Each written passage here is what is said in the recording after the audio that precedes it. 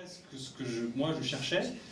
Et du coup, pour moi, ça devait vraiment se placer dans un lieu qui n'était pas lié à moi. Donc c'est pour ça que j'ai demandé à la revue Poésie à Martin Rueff si ça l'intéressait. Il était très content. Et donc, à partir de ce moment-là, j'ai convié une quarantaine d'autrices et d'auteurs en privilégiant des œuvres dont j'étais familier, dont j'étais lecteur, mais de la part d'auteurs et d'autrices qui n'étaient pas des grands coutumiers de la théorie ou du manifeste, puisqu'il s'agissait justement de découvrir des intentions et des mobiles que je ne connaissais pas. Donc j'ai pas demandé, par exemple, un manifeste à Christian Prigent ou à Jacques Darras, ou des gens qui écrivent des essais sur leur propre poésie. Et donc c'est comme ça que ce volume est né, avec des braquets différents, des formes différentes. Il y a des dialogues, il y a des monologues, il y a des abécédaires, il y a des lettres, il y a un peu toute forme, enfin peut-être pas toute forme, enfin il y a plein de formes, et ça donne une espèce de panorama forcément incomplet, mais quand même une carte de certaines forces de la poésie contemporaine qui permet, je pense, au lecteur de se repérer et de voir des affinités entre les uns et les autres, et puis de lui-même en tant que lecteur avec telle ou telle démarche. Et pour moi, l'objectif, c'était vraiment ça, c'était de me dire, j'avais l'impression que jusqu'à une dizaine d'années, peut-être une vingtaine d'années, le chant était quand même très structuré entre formaliste et lyrique. En tout cas, les formalistes se pensaient formalistes et pensaient que les lyriques étaient lyriques, et les lyriques détestaient les formalistes. Donc chacun y croyait d'une certaine manière, il y avait une espèce de scénario partagé, et du coup une haine partagée, mais avec des frontières qui étaient bien... Et là, moi, il me semblait, enfin, ça fait pas très très longtemps que j'ai commencé à intervenir dans ce champ-là, mais il me semblait que c'était pas vraiment, que c'était plus le cas, quoi. Et que les cartes avaient été pas mal rebattues, et qu'on n'avait pas de cartes pour se diriger comme ça dans ce champ-là. Et donc c'était l'enjeu, c'était de la produire. D'accord. Plutôt de demander aux auteurs eux-mêmes de dire où ils étaient. De faire donc une sorte de géographie poétique. Alors, merci beaucoup d'avoir présenté ces revues. Peut-être que je peux vous dire deux mots de chaque autrice, auteur qui vont prendre la parole ce soir. Donc, il s'agit de Pierre Vinclair, qui est donc poète, romancier, essayiste, traducteur de l'anglais et du chinois, de poésie anglaise et chinoise, qui donc dirige la revue Catastrophe avec Guillaume Condello et Laurent Albarracin, et la collection Sing aux éditions du Corridor Bleu. Ouais. Voilà. Et son dernier livre, Bumbot, est paru au Castor Astral. Et d'ailleurs, j'en profite pour vous dire pour remercier la librairie La Carline et Aurélie qui est là ce soir et qui nous fait le plaisir d'avoir amené des livres de tous les auteurs et autrices que vous entendrez ce soir. Voilà. Michael Batala est poète. Depuis 2019, il dirige le Centre international de poésie de Marseille. Il a animé la collection Expérience poétique des éditions Le Clou dans le Fer. Il a enseigné l'écriture poétique à l'école spéciale d'architecture à Paris. Et ces deux derniers livres sont parus aux éditions Nous. Il s'agit de Poésie possible et Noir de léger. Aurélie Foglia est poète, plasticienne, essayiste et maître de conférences à Paris, Sorbonne. Et son dernier livre, Lyrisme, dont elle lira des extraits ce soir, vient de paraître chez Corti, je crois que c'est aujourd'hui même. Et un prochain, Le culte de l'impersonnalité, essai sur Baudelaire, est à paraître à la Rumeur libre. Mais c'est pas encore... voilà. Florence Pazotu est poète et cinéaste. Elle a créé la revue Petite en 1995. Et... elle dirige depuis 2017 les cris poétiques à Apt, où nous serons donc demain, qui ont été créés par Jean de Brenne, à l'époque, je ne sais plus en quelle année. 2005, merci Florence. Et donc plusieurs de ces films sont accueillis au FID à Marseille, au Festival du FID. Et ces deux derniers livres, J'aime le môme et sa distance, et Le joueur de flûte, dont peut-être certains ont vu la belle présentation hier à la Carline, sont parus chez Lanskin. Olivier Domergue est écrivain et poète. Son travail pose entre autres la question du paysage, de l'espace et des lieux. Et son livre La somme de ce que nous sommes est paru chez Lanskin en 2010, a eu le prix de la société, le grand prix de la Société des gens de lettres en 2019. Et enfin, Dominique Quélen est poète et enseignant. La contrainte formelle tient une grande place dans son travail. Vous dites écrire commence toujours pour moi par la définition du contenant et non du contenu. Et ces derniers livres ont paru en 2022, donc Quélen égale enculé. Voilà, il me semblait, chez Louise Bottu, et Une quantité discrète chez Renaud. Voilà, donc on va entendre, c'est bien, j'ai la liste là, donc d'abord Olivier, puis Florence, puis Aurélie, puis Michael, puis Dominique. Voilà. Hein? Et moi, à un moment. Et toi, à un moment, tu n'es... Ah oui, voilà, après Florence, juste après Florence. Merci beaucoup, je vous souhaite une très bonne lecture.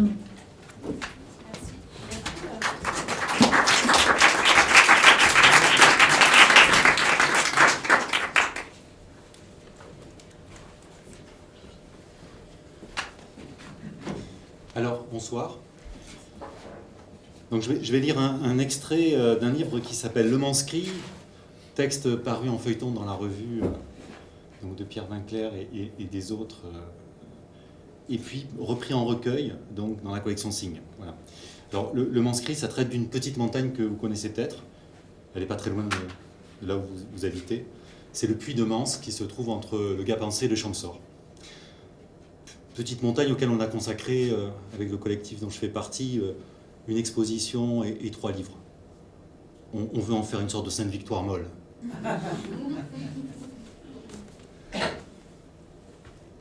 Quant à Manse, des années après, ce qui nous a conduit à nous y intéresser de près, nous restons, à chaque fois que nous le redécouvrons, intrigués. Et cette impression, régulièrement renouvelée, motive en bonne partie notre travail, notre désir d'en savoir plus et de poursuivre. Réfutant d'avance le scepticisme qui ne manquera pas de nous être opposé quant au choix de cette montagne et quant à son intérêt, nous répondrons, dussions-nous nous attirer des remarques supplémentaires, que c'est elle qui nous a choisis. Et que si le consumérisme triomphant dans lequel nous nous débattons, vu la force de sa propagande et de sa domination, n'est qu'un vulgaire et spectaculaire tissu de mensonges, nous revendiquons que Manse ne le soit pas, qu'il ne soit pas même un songe, et bien au contraire qu'il soit pour chacun de nous une leçon, ajoutons 2 choses, tout de go, voyant en elle, comme d'autres avant nous, une qualité, une modestie suffisante pour que nous nous y penchions et allant même jusqu'à affirmer, par effet miroir et en retour, qu'elles nous en diront beaucoup sur qui nous sommes et sur ce qui nous agit.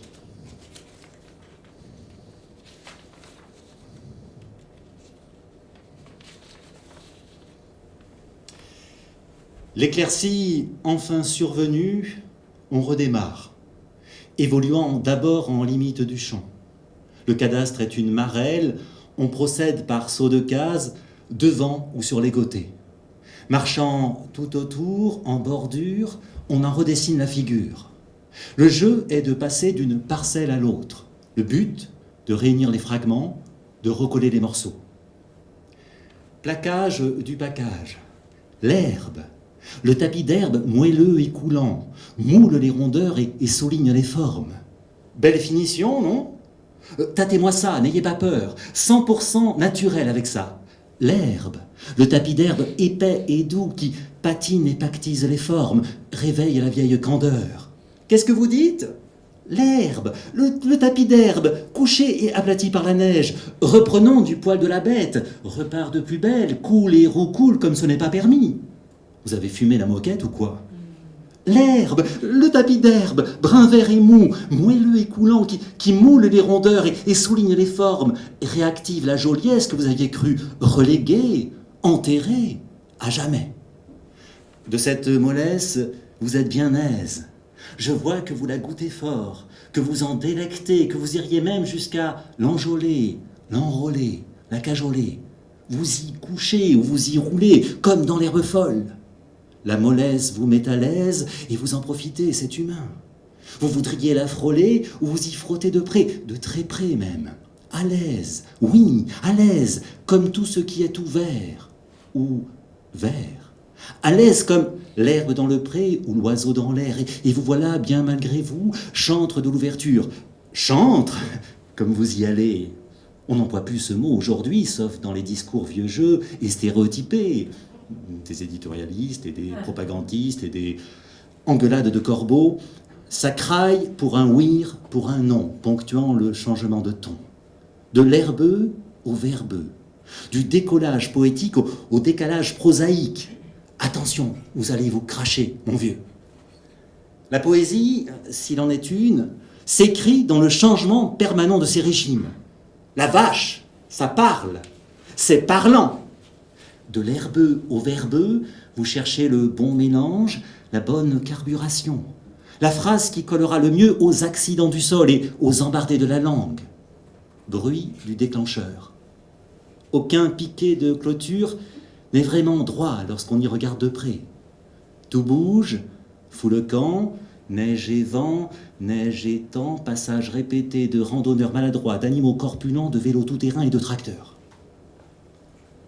Velouté de la masse apaisée. Vous jouez sur du velours, votant pour la mollesse essentielle, le vallonnement doux, la puissance alanguie, l'aisance de l'art, l'émolliente douceur de la corne herbue. Débridé, la pensée se libère, court dans le sens du brin, ou pas. La prairie est partout, la mollesse ne vous laisse plus tranquille, la prairie est bombée et bombance. Insatiable, vous revenez toujours à elle comme à lui. Manse vous attire, vous aimante, vous sert d'appui.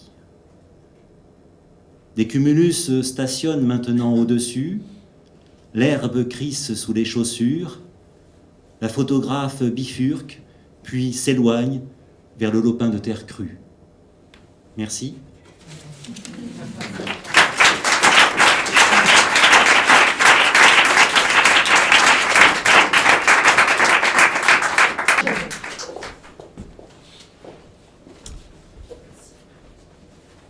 Alors, pour ma part, je vais vous lire un texte qui est paru dans le premier Catastrophe papier et qui a été repris donc, dans ce livre qui s'appelle L'éducation géographique. Et ce texte s'appelle Horace à Rome.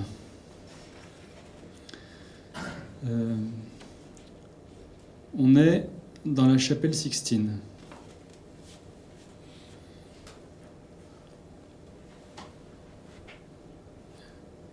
J'ai un torticolis.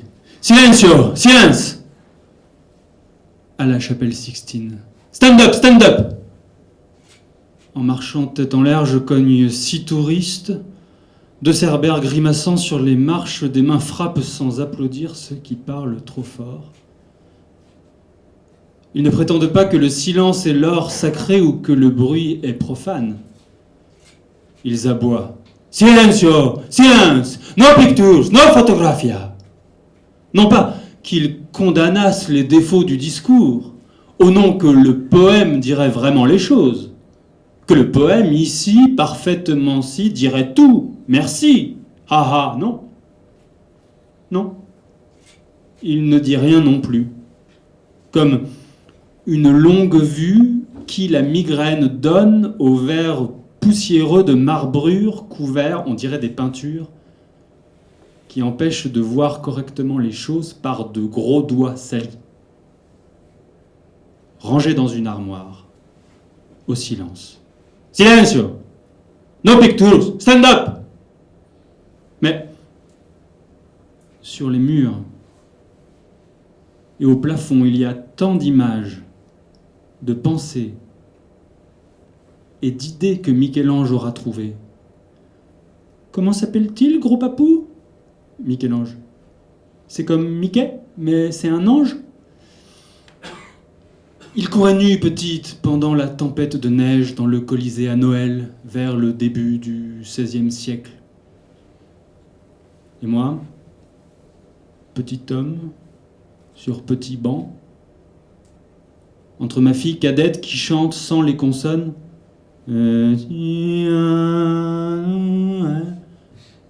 un touriste discipliné qui se balançait tout comme un métronome à l'écoute de l'audio fureur, ses bottes d'éléphant frappant le sol, les fresques frappées par les bottes piétinées par les godillots des amoureux de la chapelle, des peuples de toute la terre venus se faire la Sixtine au bruit des bottes de la terre, la soldatesque de la terre, les clameurs des armées touristes de toute la putain de terre. Silence!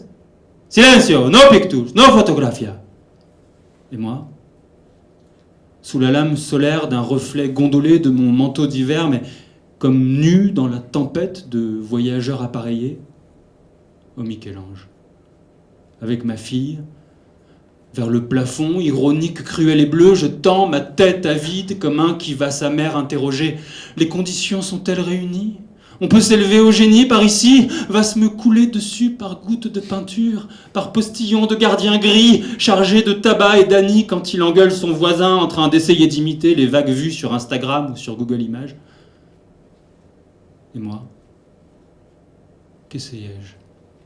No pictures, no photographia. Sur moi.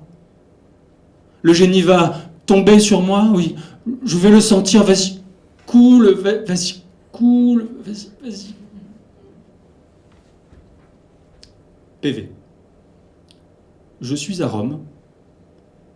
Je suis allé à la librairie, j'ai demandé au rayon poésie s'ils avaient des trucs.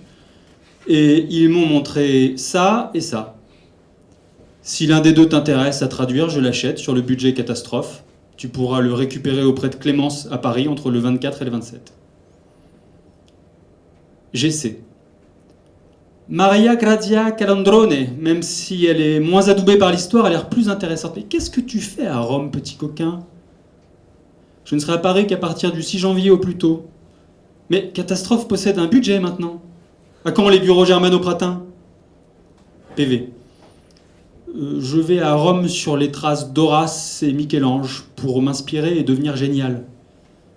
J'essaie. Laisse tomber, c'est trop tard. Tu le serais déjà sinon. Couler sur moi ou sur le groupe de vin chinois ou sur deux Parisiens là-bas, ils en auraient besoin. Ils riaient tout à l'heure sous les stances de Raphaël à la lecture du dépliant devant l'allégorie de poésie.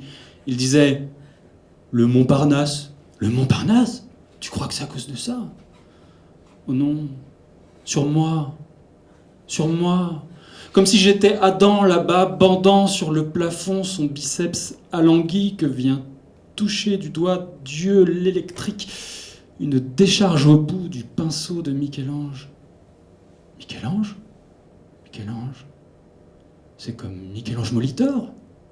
Sur moi. Et sur les murs des morts continuent de tomber, et moi, suis-je déjà mort ? Je sais que, même mort, on peut se croire en vie. Hein, les zombies. Les trompettes de trompettés. Reconnaîtrais-je leur musique ? À droite, la barque, gare au charron, et l'un regrette la peau que l'on rejette, ou Jérémie pensif, Daniel en train de recopier ses paroles tenues secrètes jusqu'à la fin des temps. Ézéchiel affairé, je tourne sur moi-même, comme un serpent d'Éden pour trouver le bon sens, je me brise le cou. Stand up! Stand up! Silencio! Silence! Chantent les gardes aveuglés dans le micro de messe, réveillant des touristes profanant leur sommeil. Ils rêvassaient, brisés, morts-vivants dans les ruines du décalage horaire sur bancs de plexiglas. Adieu, qui sait, là-haut, dans les couleurs remémorées marmoréennes et qui n'existaient pas. Ces scènes, je ne les comprends pas. Ces paroles tenues secrètes, longtemps, au XVIe siècle, on ne prévoyait pas que les poètes des classes moyennes traverseraient l'Europe en avion avec Clémence et nos deux filles. J'étais le paysan à l'époque de Michel-Ange, d'un tableau de Bruegel qui ne voit pas passer Icare et continue idiot, ou terre à terre, ou prévoyant, ou visionnaire, de labourer son champ fertile quand il entend « Silence, silence !» quand il entend à peine un plouf. Je vois bien que David, à califourchon sur Goliath, est cornérisé sous la voûte. Il aplatit sa dague et bientôt le géant ne sentira plus rien. Horace connaissait-il cette histoire ? Peut-être de l'Ancien Testament, peut-être pas. Il ne connaissait pas Michel-Ange en tout cas, aussi loin que pour nous l'année 3500. L'année 3500. Oh Michel-Ange, Que se passera-t-il en l'an 3500 ? Y aura-t-il encore une terre ? Une Italie ? Une chapelle Sixtine ? Le mole touriste sera-t-il toujours accroché au rocher ? Ou le reflux de la marée en fera-t-il un temple abandonné par le dieu déserté, vaguement colorié ? Aura-t-on restauré, touche après touche, la peinture écaillée, ou l'océan nous aura-t-il tous avalés ? Silence ! Silenzio! Wake up! Wake up! Guidizio universale! Dans 3500 ans, Cerbère aboiera de la musica. Il dira Conte partiro. D'autres civilisations viendront recouvrir la nôtre, les nôtres, et nous serons écrabouillés. D'autres empires, peut-être des poètes, ou mieux que des poètes, que cette poésie dégénérée, mais qui me tient debout. Et ma tête levée debout au milieu du boucan des bottes, badigeonnée debout. Elle piétine le sol, tenue par les gardiens, jappant, bramant, chantant, debout, face à ces fresques, debout, ô Michel-Ange, dans un torticolis. Merci. Aurélie Collier.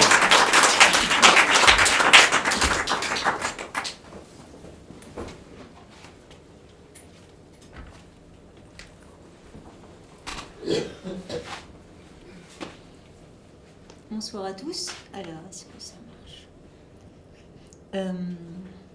Alors, comme on vous l'a présenté tout à l'heure, Lyrisme, c'est un livre qui paraît en librairie aujourd'hui. Alors, il a une histoire qui est reliée à l'histoire de la revue Catastrophe, puisque c'était, je ne vais pas dire peut-être une commande, mais en tout cas une suggestion de Pierre Vinclair de participer au feuilleton de poésie de la revue Catastrophe. Et l'idée de feuilleton de poésie m'a bien intéressée, parce qu'on connaît le feuilleton en roman, mais en poésie, je voulais voir ce que ça donnait. Ça m'a paru expérimental, ça m'a paru une forme brève, rassemblant plusieurs formes brèves, et puis avec un effet de suspense, peut-être un effet d'attente de la part du lecteur. Et en fait, il se trouve que j'avais fait une coquille sur un mot un jour, parce que je suis spécialiste de littérature du 19e siècle, et je parle beaucoup du lyrisme avec Y. Et puis, moi, chez les romantiques, il y a beaucoup la rime lire, délire, par exemple. Et un jour, j'ai écrit lyrisme avec 2 I. Et donc, cette suppression cette métamorphose du Y en I m'a retenue. Je me suis dit, c'est bizarre. En fait, on voit le mot lire dans le lyrisme. Et de ce fait, ça m'a donné envie de déplacer le lyrisme avec Y vers un champ de la lecture. Enfin, disons que lyrisme, c'est un livre sur le livre, un livre de la lecture. Et donc, c'est pas un livre érudit qui parlerait d'auteurs, qui proposerait des réécritures, des pastiches, des commentaires critiques. C'est un livre sur ce que ça fait lire. C'est un livre à toucher. Un livre matériel et puis un livre qui est fait pour toucher le lecteur. Voilà, un livre qui travaille différentes postures de lecture, l'identification, un livre qui travaille la poésie et sa différence avec le récit. Voilà, donc un livre réflexif et puis un livre de partage de sensations. Donc un livre aussi qui rend hommage au livre à une époque où tout le monde prophétise sa disparition prochaine, sous cette forme en tout cas. Donc voilà. Et donc je suis reconnaissante à Pierre, évidemment, parce que peut-être que sans cette demande, j'aurais pas forcément écrit ce livre. En tout cas, ça m'a donné envie d'essayer. Et donc c'est aussi le pouvoir créateur de la commande, finalement, d'amener les auteurs à écrire leurs livres. De les aider à cristalliser sur un sujet et à continuer. C'est vrai qu'il y a un rythme d'écriture. On rend sa copie en quelque sorte, on rend ses poèmes. Et puis donc il n'était pas évident que ce feuilleton de poésie devienne un livre, et puis il l'est devenu.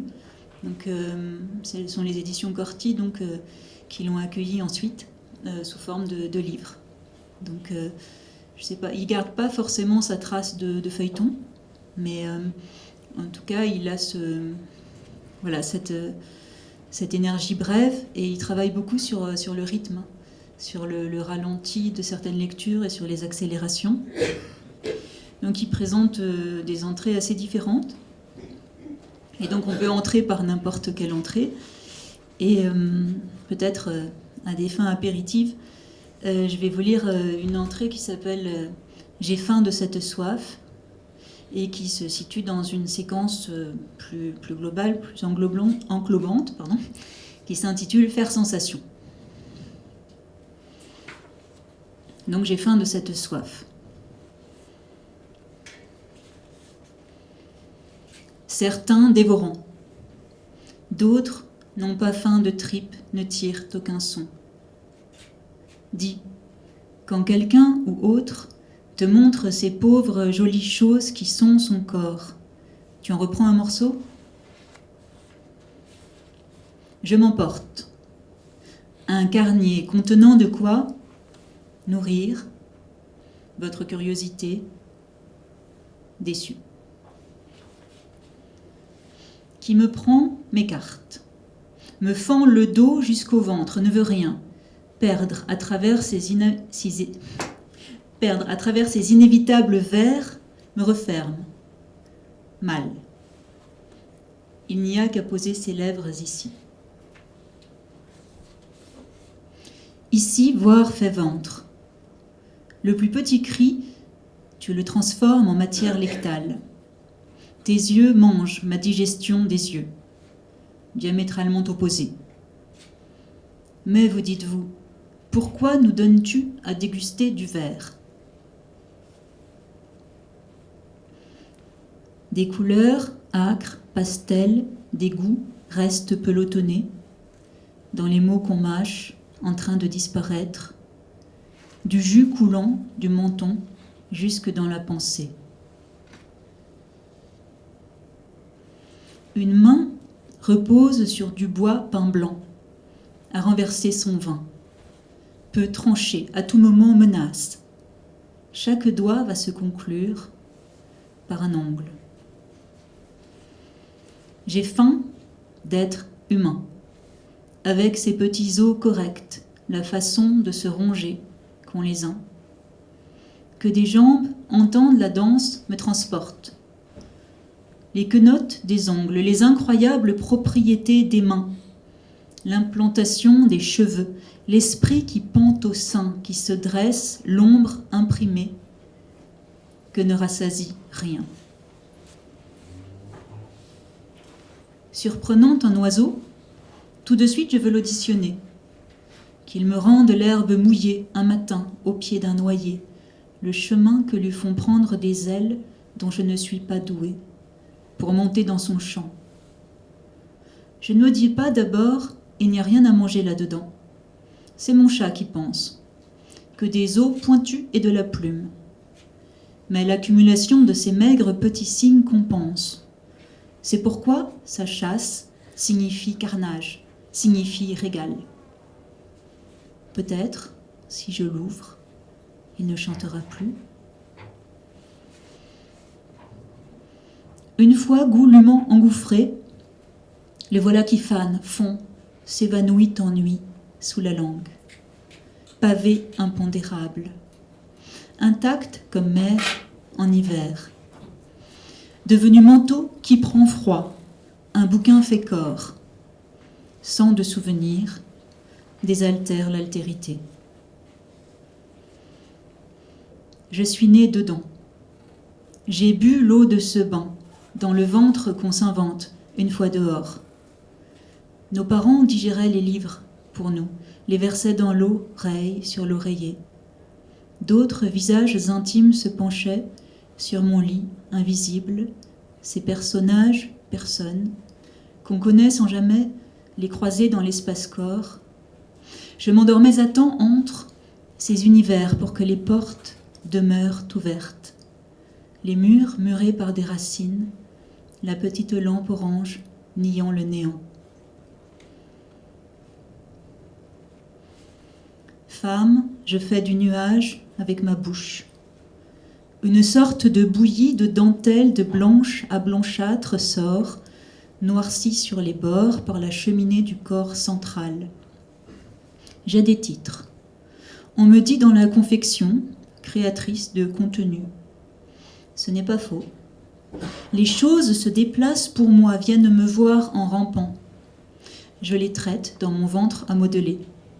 Et repartent soulagées, fugaces, en rupture d'elles-mêmes, changées en vent visible, filet de chant dans l'air de silence qu'entonnent nos voix. Qu'est-ce que tu fabriques ? Je m'illustre. Une pluie pluvieuse ne peut que saliver de désir d'être je, délaie l'océan autour de mon continent. Et voilà le travail. Je fourmille. Autre chose qu'une chose est un livre, son animal de nuit. Fonce ta fenêtre inexistante, pénètre tes pièces, important sa fuite entre ces pays souples. Jette un éclairage occulte. Ta lampe mord sur ton corps, lèche tes doigts, brûle. Alimente ta faim, lave la langue sans relâche. Un livre vous écorche, votre nom. Reste nourrissant pour qui veut encore devenir. Transporte, tente. Votre fleuve à fond, dans son tonneau, percé. Pourquoi ses doigts sont liquides ? Pourquoi, gantés de rouge, tâchent tout ce qu'il touche ? Pourquoi ses lèvres sèches boivent, à même ma bouteille de sang ?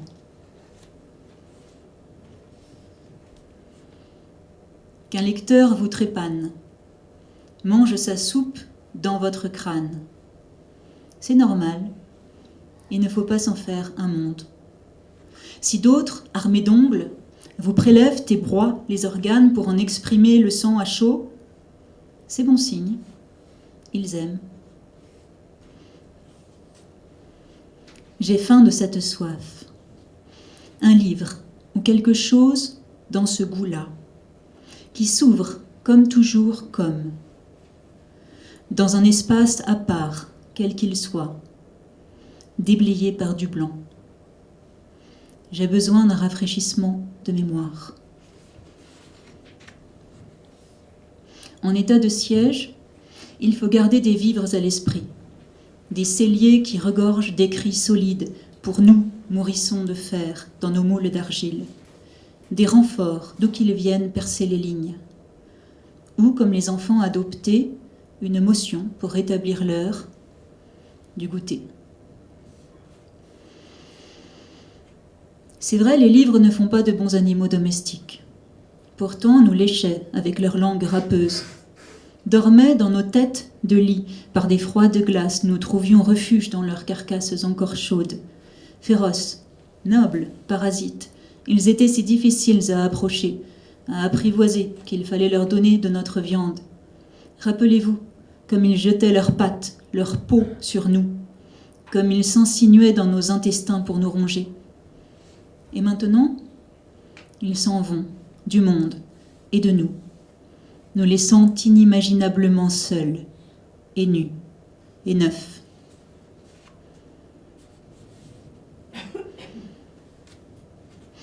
Il a beau ton bouquin tenir lieu de tout, pleut des signes, arrose l'œil à soif de ce qui a été versé, au sein n'y est plus, déverse des kilos d'idées, d'ordures, de paperasses, se change en temps et en heure, tu accouches de ton corps de lait et de merde. On a vu tant de manuscrits survolés à l'arrache, par le vent, d'autres par un insecte vert luisant, par une campanule séchée, par une branche de viorne cassée nette, la plupart par les restes d'un repas, par la carcasse d'un poulet froid à la moutarde, par une espèce disparue dont on a entendu parler, par la surface plane d'une table mise, par la porte bleue cobalt, par une chaussure dépareillée qui laisse traîner sous la chaise un de ses lacets plus long que l'autre. J'en connais qui furent parcourus en diagonale par une langue, une jambe cornée par un doigt sale, une dent, plus rarement par une boucle d'oreille en argent ornée d'une perle blanche dont l'Orient réfléchit les lettres en les déformant. passe au crible de ton tamis intérieur tous ces grains de riz noir, trie en bon conservateur les pages calcinées des comestibles, l'air triste, recueilli comme pour un rite funéraire. Sauf que personne ne sait ce qu'on a fait du corps. Boule de soif, adapté d'une traduction automatique. À vendre lot de 5 boules de soif pour l'intérieur à l'extérieur. Pour ce faire, il vous suffit d'être rempli d'eau avec de légères variations de taille et de couleur. Structure stable, fabriquée à la main selon la tradition, avec beaucoup d'efforts et d'habileté artistique. Grâce à l'insertion de la soif dans la terre de la plante, la boule de soif pivote, se terre dans le manche de la sphère. Cette mèche fonctionne alors comme une absorption parfaite de la boule. Dès que vous serez de la terre sèche, elle absorbe un peu d'eau. Votre seuil d'humidité est atteint.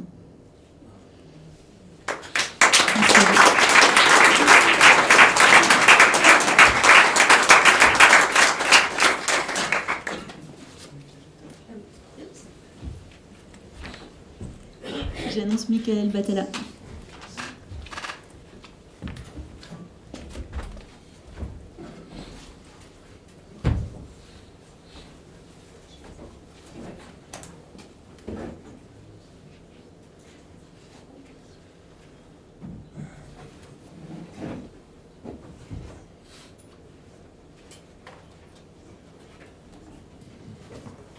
Bonsoir. Alors, je vais me livrer à un exercice un petit peu étrange, dans la mesure où ma contribution au numéro de poésie 179-180, l'agencement des mobiles manifeste. Je pensais à ça tout à l'heure, en repensant à l'histoire de coucou dont Pierre parlait, c'est-à-dire que moi je suis une sorte de super coucou. Vantard. C'est-à-dire que je n'étais pas invité à contribuer, par Pierre en tout cas, mais je l'ai été par Olivier Domergue, qui avait peur de contribuer tout seul, qui avait besoin de quelqu'un pour l'accompagner. Et on a eu donc l'idée de tenter un dialogue, quelque chose. Alors on a eu de la chance à la fin parce que ça a beaucoup plu à Pierre, et donc de mon statut de pas invité, je me suis trouvé finalement invité, et donc je suis très content. Mais comme Olivier n'a pas souhaité lire ce dialogue avec moi, je vais donc le lire seul. Mais comme je suis seul, je vais lire que ce que je dis dans le dialogue et pas ce que lui dit. Donc si vous souhaitez savoir à quoi je réponds, parce que c'est lui qui commence, ben vous n'aurez pas d'autre choix que de vous procurer la revue qui se trouve juste à côté. Et ça tombera d'ailleurs très bien, parce que comme c'est long, je ne vais pas lire tout non plus. Mais je l'espère, au moins les 7 premiers, c'est pas vraiment des réponses d'ailleurs, enfin, moments, on va dire. Alors c'est réparti sous forme de O1, ça veut dire Olivier 1, M1, ça veut dire Michael 1, et ça va, je crois, jusqu'à 15. Donc je commence par M1. Donc vous avez compris, Olivier Domergue, le paysage, tout ça, c'est très important pour lui. Et pour moi aussi, c'est ce qu'on dit de mon écriture. Et donc j'ai essayé, en fait, alors que tout tend à rapprocher nos travaux, donc moi je me suis fait l'espèce d'avocat de l'éloignement. Ça commence donc M1, seul sur Terre. Il y a quelques jours, dans le but d'atteindre un endroit trop éloigné des parkings, j'ai pris en voiture un chemin fermé à la circulation au-dessus d'Allo.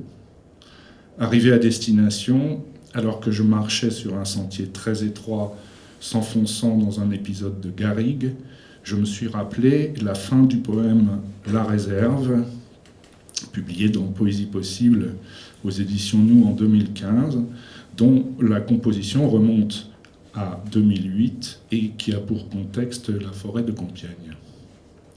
Le dernier vers de ce poème, c'est « Hormis l'incessant trafic aérien des insectes ».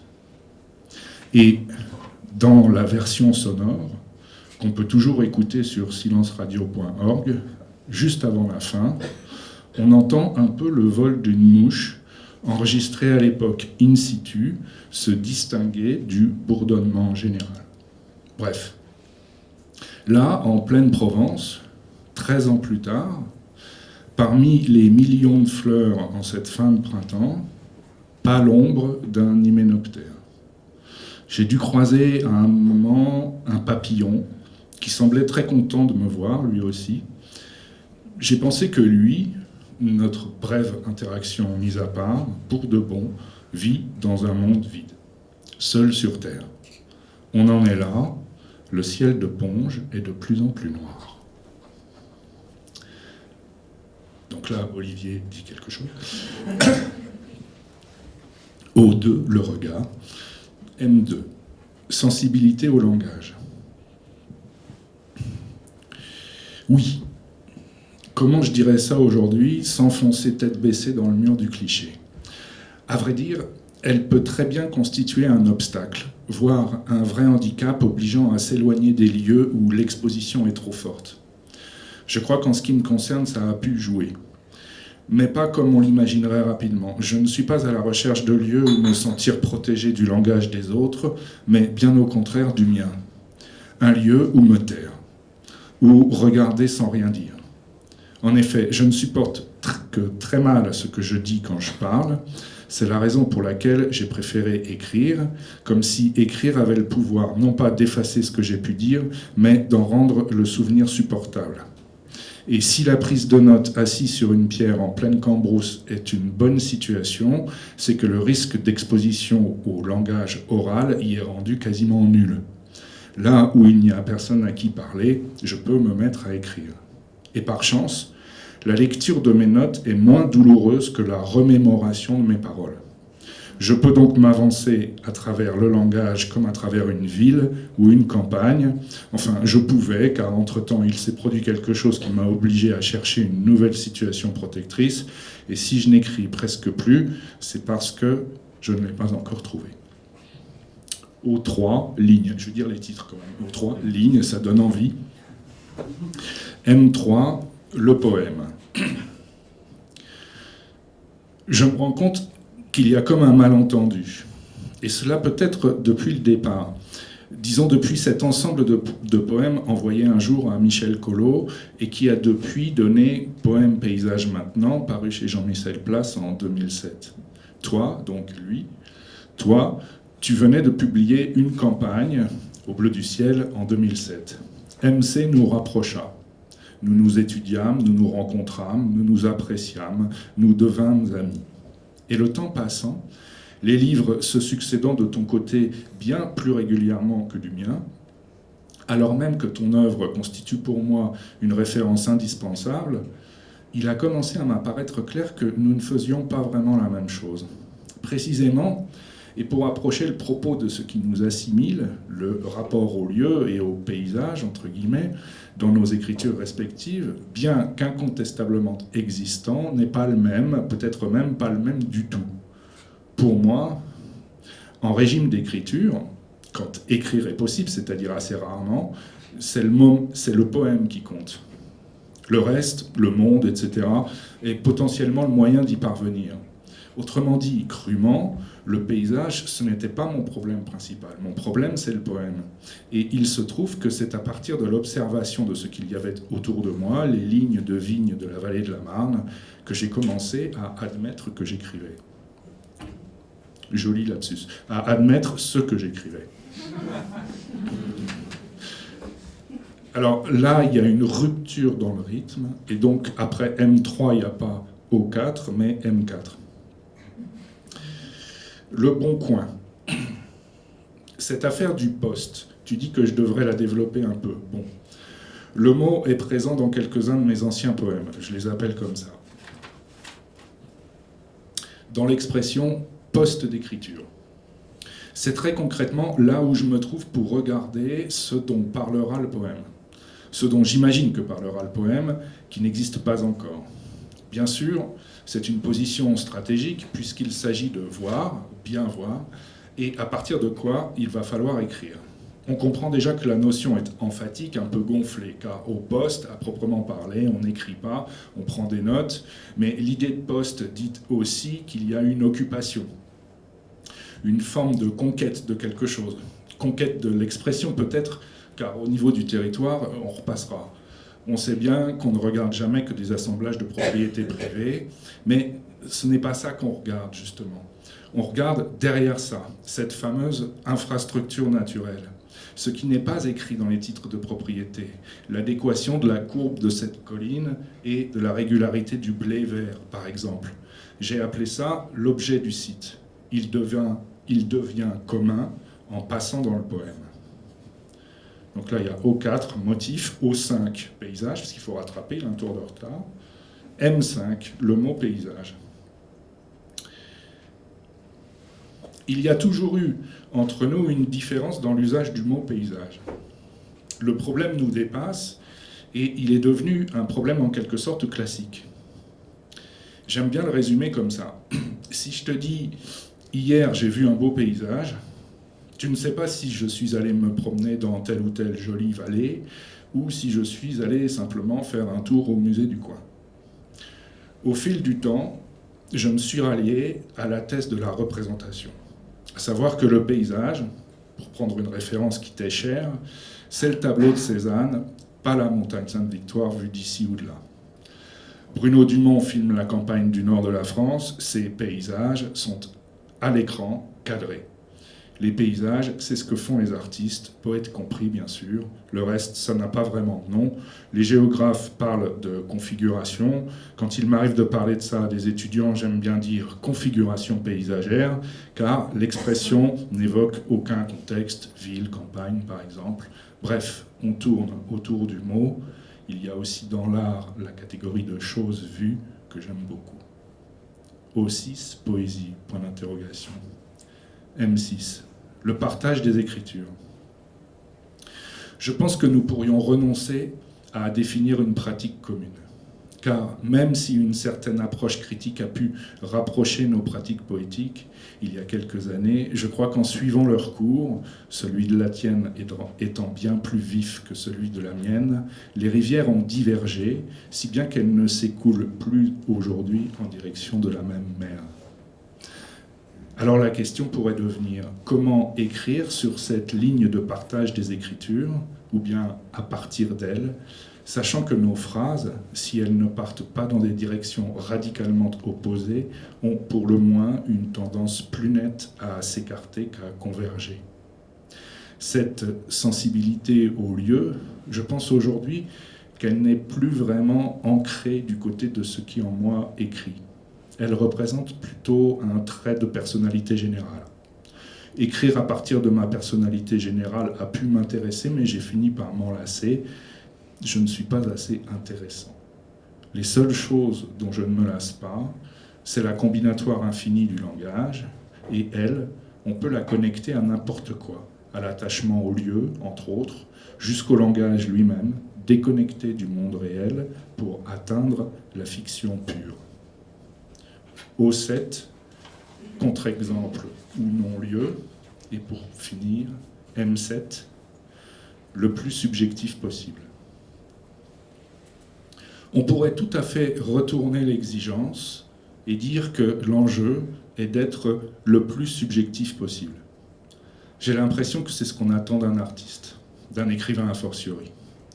La question de l'objectivité me paraît une tarte à la crème rétroactive, une fausse modestie. En régime quotidien, je n'ai rien d'objectif. Je suis bêtement coincé dans mon point de vue particulier, banal. Et il ne faut pas confondre banalité et universalité. Cette espèce d'existence basse fréquence permet de conserver à la beauté son caractère événementiel. Oui, quand tu dis qu'à un moment on est saisi par une perception qui fait trou, comme si quelque chose avait trouvé la brèche pour pénétrer en nous et nous proposer un deal. Si tu parviens à rendre compte de mon exceptionnalité, alors, en valorisant ta capacité à percevoir, tu auras une petite chance d'échapper à ta trivialité. C'est tentant. On se lance, on s'arrête, on cherche, on construit le poste et on mémorise. C'est l'histoire de la mounine, Ponge, le noir du ciel, etc. Ça devient du langage, mais on voit bien que dans le transfert depuis la perception, depuis la capture de l'événement, qui est l'agencement momentané d'une configuration paysagère par le langage, il y a la pensée qui va produire une sorte de thèse sur ce que j'appelle l'infrastructure naturelle. La mounine est immense parce que le poème fait du ciel de Provence un cosmos de plein jour, particulièrement vérifiable d'ailleurs en cette période de retrait de l'aviation. Merci.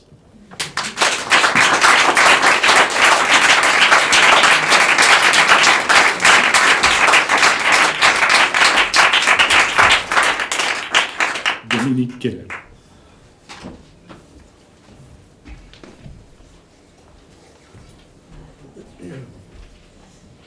Bonsoir à tous et à toutes. Donc moi je vais lire.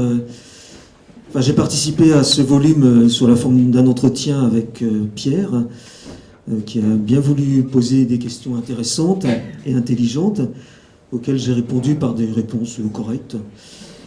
Mais malheureusement, faute de temps, je ne pourrai lire que mes réponses, enfin des prélèvements dans mes réponses. Et puis après, ou ensuite plutôt, je lirai quelques menus poèmes, enfin selon le temps, parce que j'ai l'impression qu'il marche pas bien là le micro. Si, ça va, ouais. Parce que bon, ouais, enfin, vous verrez, ça va bien 5 minutes quoi. Alors.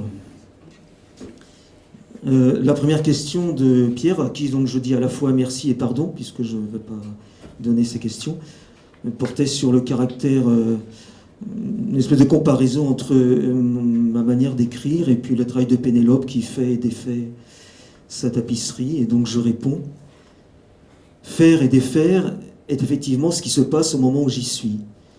Ces temps-ci, par exemple, je travaille, enfin travailler, parce qu'on dit faire et défaire, c'est toujours du travail, et que je m'applique. Alors je m'applique en ce moment à une série de petites proses qui s'intitulent, ou qui s'intitulaient dès avant que je m'y mette, car souvent c'est le titre qui entraîne le texte comme indice d'une forme ou d'un genre, puisqu'il me faut d'abord définir la forme qu'il adoptera, même si on peut avoir l'impression qu'il s'agit toujours plus ou moins de la même, mais j'y arrive par des voies différentes. Ce sur quoi je travaille, donc, je ne perds pas le fil, s'intitule d'un titre peu euphonique, et j'aime assez les titres laids, et sans lien avec la poésie, L'eau délotable.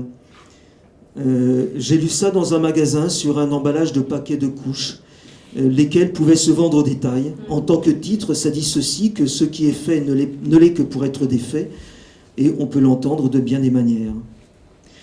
D'un poème à l'autre, donc, je repars de zéro, là où m'a mené le précédent. À chaque fois, je débute. Je pourrais dire comme Laurent Albarracin, avant d'écrire un poème, je ne sais pas écrire un poème, je ne le sais et ne le découvre qu'en m'y mettant. D'où la nécessité où je me trouve d'avoir au moins l'idée d'une forme, même vague, que je me représente l'image du poème ou de la série de poèmes à venir. J'écris différemment selon que dans l'espace restreint d'un petit paragraphe de prose ou de fausse prose, je procède en déplaçant les éléments, comme au jeu de pouce-pouce, ou qu'au contraire, je n'en ai pas la liberté, ou encore que j'avance en regardant continuellement en arrière. Ne manque en somme que la façon la plus naturelle et la plus courante, consistante à écrire linéairement, à aller de l'avant sans retour, comme étymologiquement le fait la prose. J'ai moins le sentiment d'écrire que d'ordonner comme sur une toile des formes et des couleurs. C'est l'intérêt des poèmes, où les contraintes sont assez fortes ou assez nombreuses, pour ne me laisser presque plus de choix, dans Basse contrainte par exemple, et la suite, où c'était le cas, lorsque je ne parvenais pas à ce que le poème tienne, il me fallait le défaire, le détricoter jusqu'à l'endroit où je l'avais engagé dans une mauvaise voie, et reprendre à partir de là. Je suis assez sensible à une certaine discrétion, presque une neutralité de la forme, que tout au long d'un livre et d'un livre à l'autre, tous les poèmes semblent être coulés dans le même moule, surtout s'il adopte la forme anonyme et passe-partout d'un bref paragraphe, d'un paragraphe de prose qui se présente à la vue comme un petit objet, dont la brièveté suggère, avant même qu'on le lise, à la fois la clôture sur lui-même et l'incomplétude. Les voies que j'emprunte pour arriver, résultat modeste, à ce petit bloc de prose, ne sont pas très nombreuses. Elles comportent ou non des contraintes formelles. Lorsqu'elles n'en comportent pas, ou peu, qu'elles sont peu contraignantes, comme c'est le cas dans Éléments de langage, il est rare que j'écrive linéairement. Je procède plutôt par assemblage d'éléments parfois hétérogènes que je déplace jusqu'à obtenir un texte qui se tienne, notion difficile à définir. C'est le jeu de pouce-pouce que j'évoquais à la question précédente. J'ai alors l'impression d'agir moins en écrivain qu'en peintre plaçant ses formes et ses couleurs sur la toile pour arriver à un équilibre. Ce sont toujours un peu les mêmes couleurs, les mêmes formes, mais elles peuvent prendre des aspects différents en fonction des objets qu'elles recouvrent. Le tableau n'est pas un bon exemple, c'est plutôt quelque chose entre un tableau et un puzzle, où, comme dans le pouce-pouce, il faut toujours une pièce manquante, un vide, un trou, mais à fabriquer soi-même.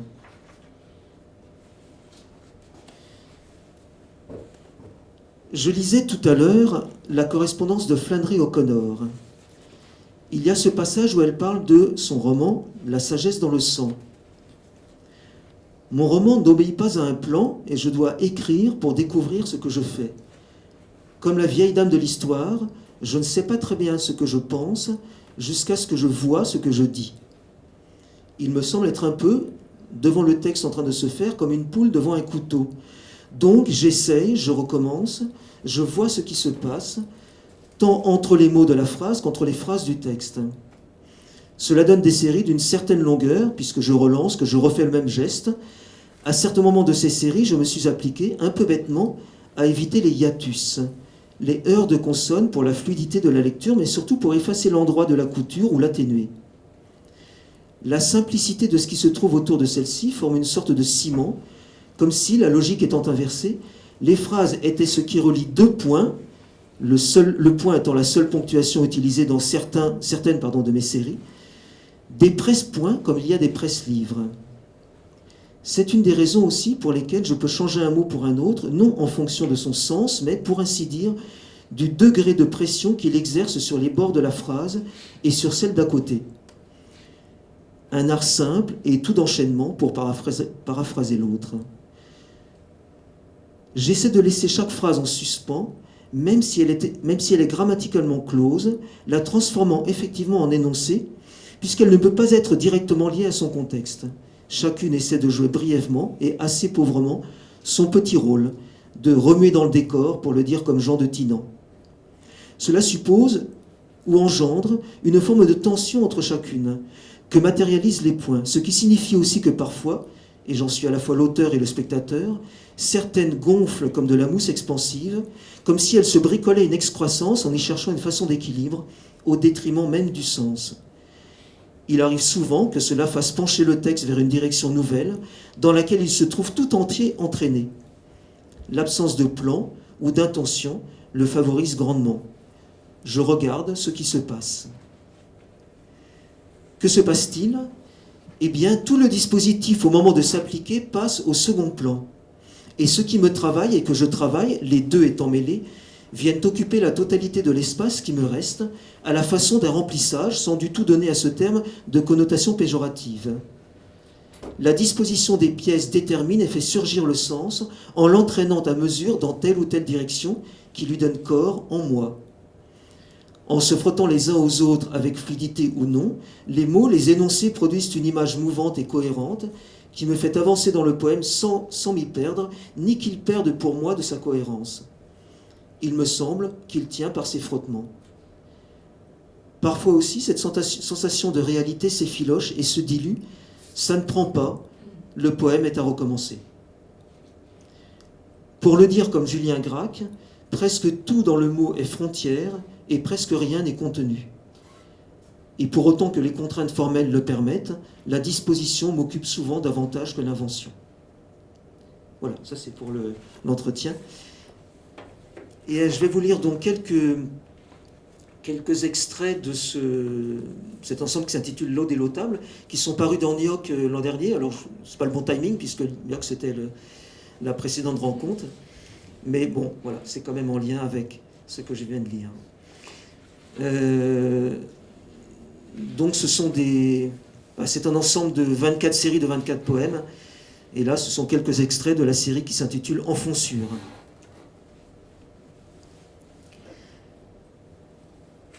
Il y a de l'être en quantité, mais c'est le trou autour duquel on est spectateur de soi qui s'ouvre. Une poche à l'intérieur du paysage avec le bruit naturel où on le voit, où tout se déroule aujourd'hui, les faits successifs exposés simultanément, l'énoncé du présent à moitié pris dans un trou d'une autre nature, comme le début du corps et sa fin. Pensée sans plus d'épaisseur qu'un pli.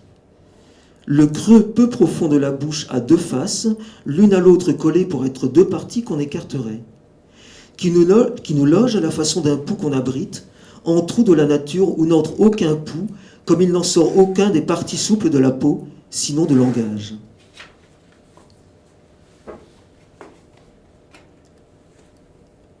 Le corps, dans la situation du froid qu'on désigne, exprimé en toutes ses parties à travers un grillage où parler doit durer toujours. Finir entre parfaitement se décharner, que le corps soit en totalité dans un corps plus grand, au moment de l'essorage à terre, un discours dans un feu noyé, s'entendre dire la voix, l'œil suivant la main, un besoin de restreindre où entre le poème. La chose dite. Soit la parole chantée, un chant qu'empêche à la fin son objet de saisir, ou par la bouche un gobelet de corps ancien pour simplifier. La respiration entière, le pouls provient du sommeil, ce bruit sert de langage, et dans le langage à désigner les organes essentiels à la vie.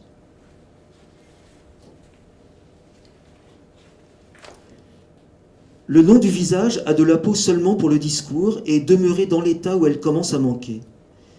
Situation de trou placée dans un grand désordre, voyant tout le devant du visage à la fois grossi par un effet d'optique. Il n'y a d'autre choix que la langue où les mots se rassemblent et ne voit pas quand la parole est épuisée, et d'y faire entrer le corps noyé dans la rivière. Les sons inarticulés se noyant, d'autres façons de réduire un corps à lui-même en voulant respirer, dire un accès possible au langage.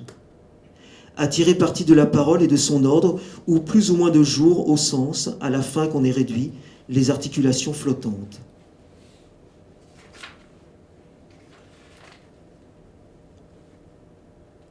On tient ici la branche à l'intérieur qu'on relâche hors de l'arbre ou de la matière.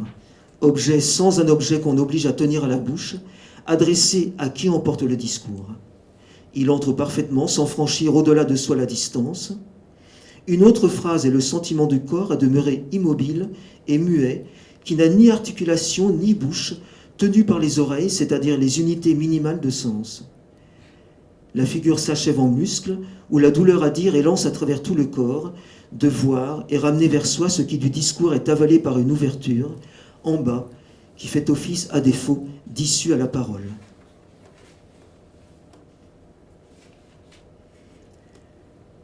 Le corps et les parties du corps de quelqu'un s'assemblent naturellement. Chez quelqu'un d'autre, un autre corps aussi naturellement s'assemble en toutes ses parties. Son nom désigne ou non le coup porté à ce corps et fait subir à l'autre corps une action identique ou contraire à son nom.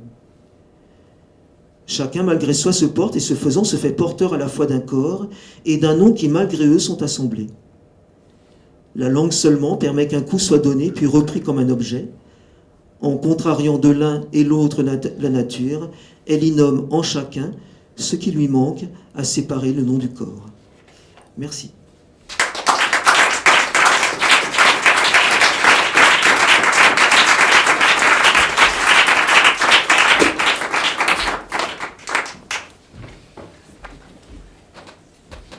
Bien, merci à tous et à toutes. Merci beaucoup. Et je tenais à remercier Alain qui était là, qui est parti tout à l'heure, et le propriétaire de l'hôtel d'Astier, grâce à qui on a pu faire cette soirée, qui nous prête les lieux très gentiment.